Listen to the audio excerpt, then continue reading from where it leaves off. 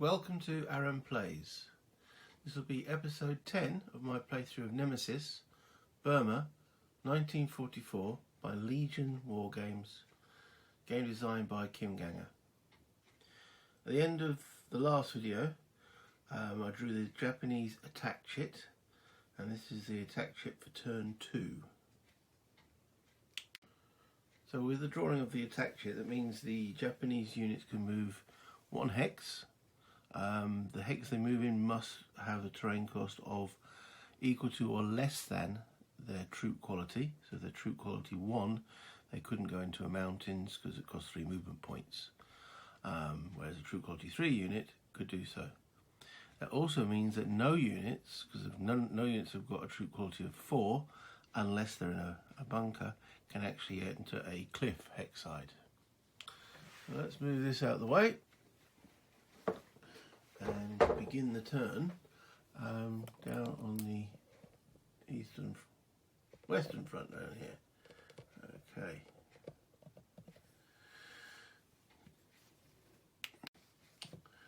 So we've got 2 out of supply unit stacks here, and we need to get those 2 back in supply by the end of this turn. So out of supply units can do what's called limited move, which is they can move as long as the costs, all terrain costs. No, I'm getting confused on how to actually word limited movement because it is a little bit tricky. So here goes. It pays the full movement cost of terrain. No road, track or path movement costs are used. And it pays the cost of crossing any major river. And it may not do operational stretch. Okay, so that means they can move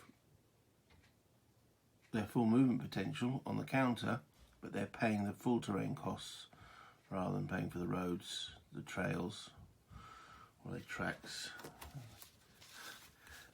in this particular game. Okay, track, yes. Right, so getting these back in supply, I think, is the first thing we've got to really think about.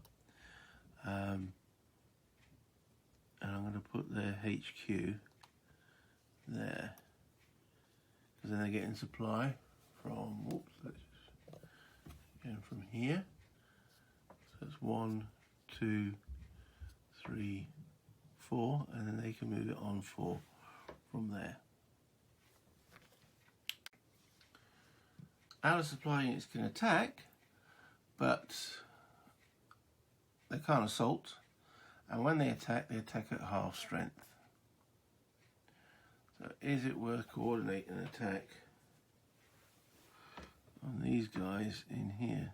So there's 12 strength points defending that town. The most the Japanese can get, remember they're going to be at half strength, will be 4, 8, plus 6, 14. So yeah, maybe, why not? Remember, they can only move 1 hex. Do they want to move 1 hex from there? Yes. They will move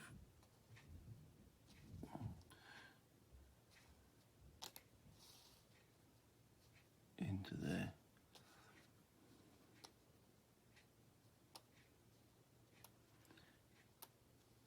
So the supplier will work to the HQ, then it can go for 3 movement points into there, and then the mule can always supply the adjacent hex, will be 2 movement points. Well, I know it's 3 to go into there, but you can always supply the adjacent hex into there. So they're now back in official supply. Now these guys, they're a different division, and their HQ is back here.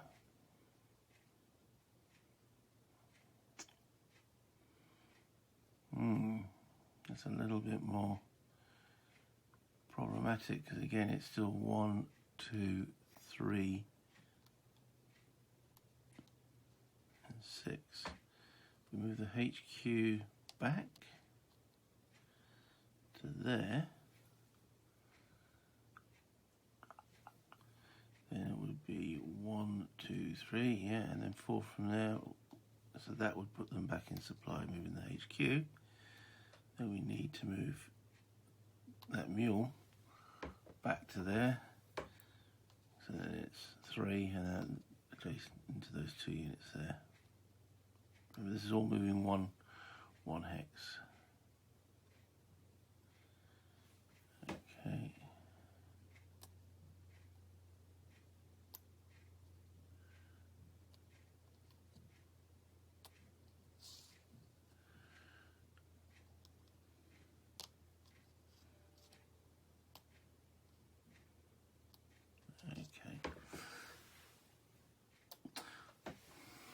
Not many attacks are going to come in, I don't think, but we still have air support.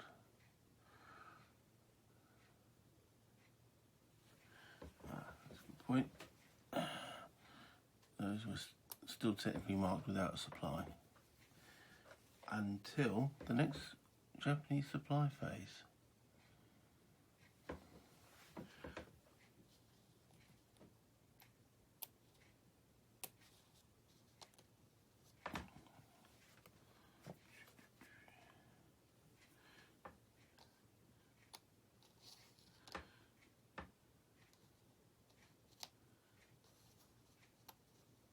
Always move 1 hex as long as you are of the quality to go into that terrain type. Now,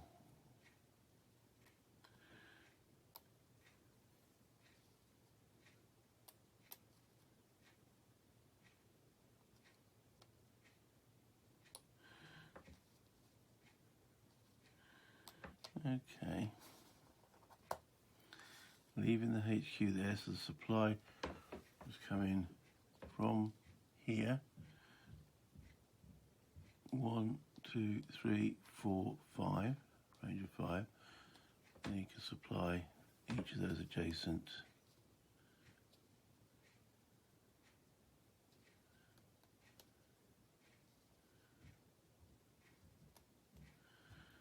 I think we'll leave those 2 battalions there and those 2 battalions there. Okay, so that's movement on that front. Move across to the Chinditz area.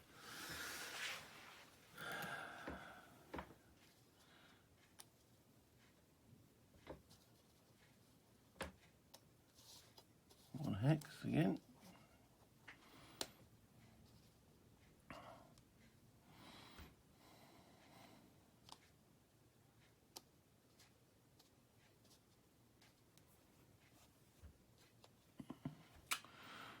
Okay, I think we're going to try and get an attack in on these guys. Now then, up to the north there.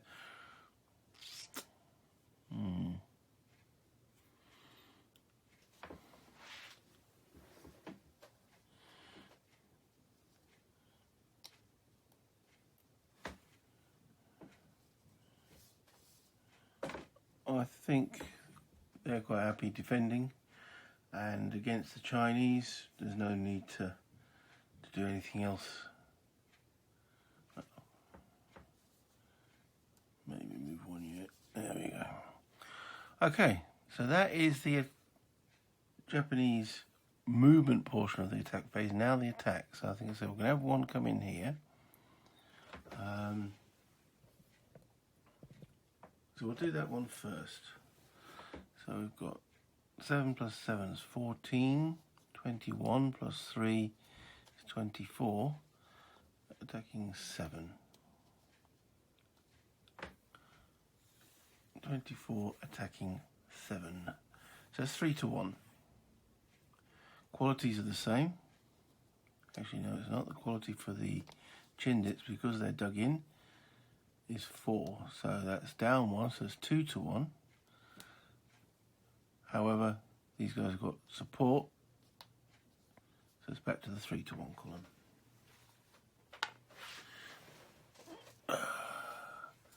Okay. 3-1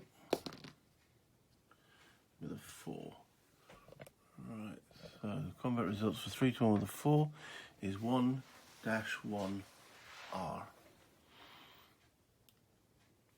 Okay, so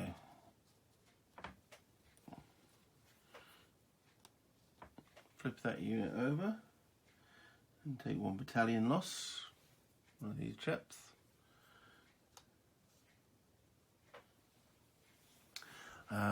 And that will cause 1 lament to the Japanese. Then the Chindits take a step loss, and there is no replacement battalion, it is literally a loss. But taking a step loss, a Chindit step does increase the Allied lament. Then bunker, because an R result, 3-1 with a 4 was 1-1R. With an R result and engineers involved, that removes the bunker. At that point, so it's the Allied bunker gone. Boom. Okay, so the Japanese can now force the retreat. The Chindits, if they wish to remain there, must take an extra step loss, which they won't. They will retreat, and they will retreat that way there. So they've been forced off the railway line, and the Japanese will advance.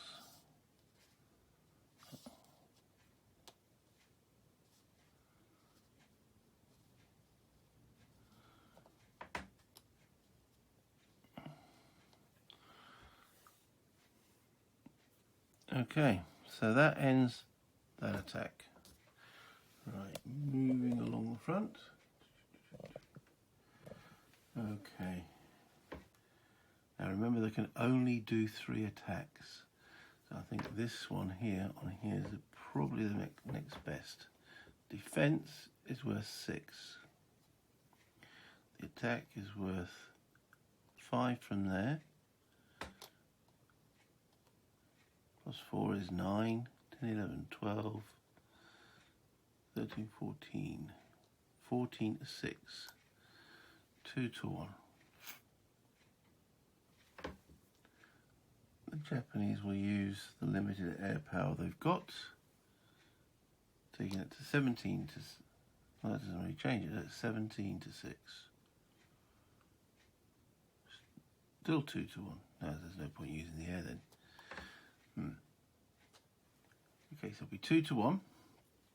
However,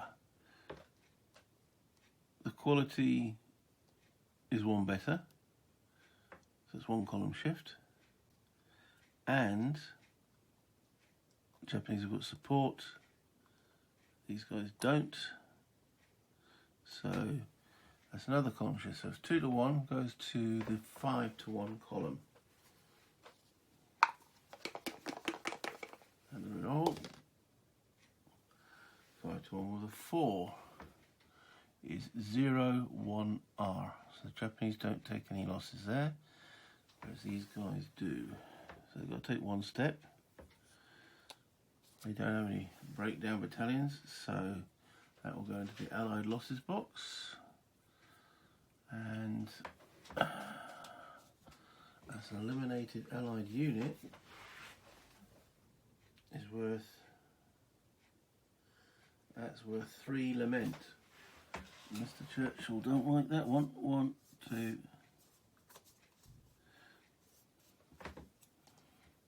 3. Okay, 0-1R, and then they've got to retreat, which they will do back into there. The Japanese don't really have that much strength to advance.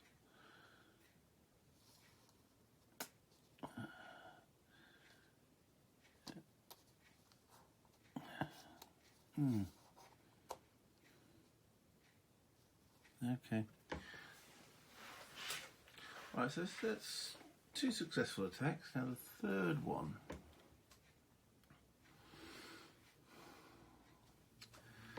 Is it worth doing this out of supply attack? 4, 5, 6, 7. There's another 4, 7. So it's 14, becomes 7. Against 12.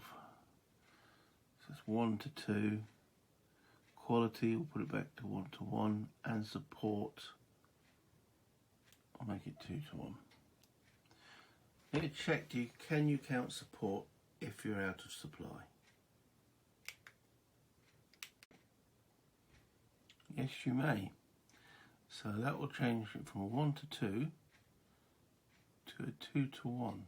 Quality and support. There's no terrain advantage. 2 to 1. Why not? Keep the offensive going. 2 to 1. This will be the third and final attack.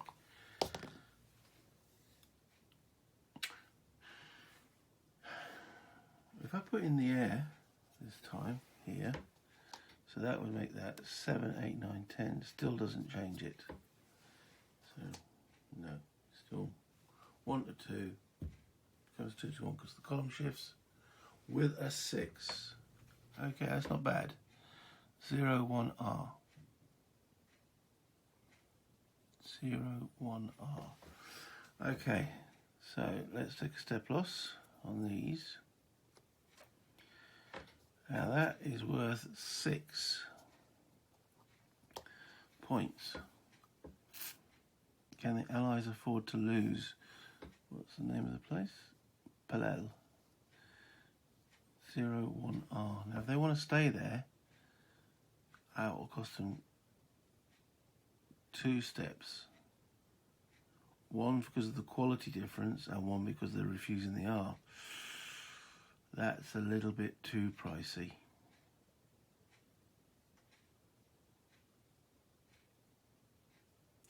It's the quality that's enforced that decision.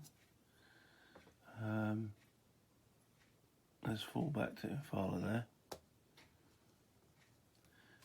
Okay, now the Japanese, if they want to advance in there, they can do so to there. Right, first off, the Allies get a resource for losing an objective. The Japanese satisfaction marker goes up by 6 because that's how many points it's worth. So 1, 2, 3, 4, 5, 6. And they get a little Japanese flag in there. A good attack even though out of supply. Interesting. Interesting. Alright, so that's their 3 attacks, which will conclude the Japanese phase. So it just leaves me with drawing a chit for the Allies to see what their response is. Okay, they draw their reinforcement chit, which I'll do in the next video. Well, thank you for watching. Hit the like and subscribe if you haven't done so already, and as always, any comments much appreciated. Until next time, bye for now.